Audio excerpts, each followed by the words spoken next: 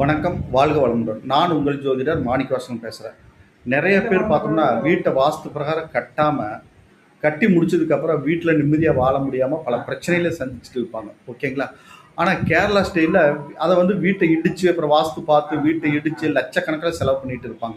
ஆனால் கேரளாவில் பார்த்தோம்னா, வீட்டை இடிக்காமையே வாஸ்து தோஷத்துக்கு பஞ்சசிரசு அப்படின்னு பஞ்சலோகத்தில் செய்கிறாங்க. அது என்ன அப்படின்னு பார்த்தோம்னா, யானை முகம், சிங்க முகம், பன்றி முகம், ஆமை முகம், எருமை முகம், இந்த 5 முகங்கள். ஃபஸ்ட்டு சென்ட்ரல் இருக்கிறது யானை முகம், கிழக்கு நோக்கி இருக்குது. ஓகேங்களா?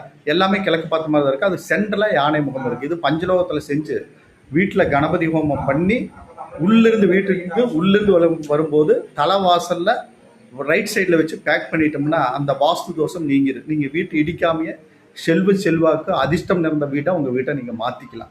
ஓகேங்களா? இது கேரளா ஸ்டைலில் பண்ணக்கூடிய ஒரு பரிகார பூஜை, வாஸ்து பரிகார பூஜை. ஓகேங்களா?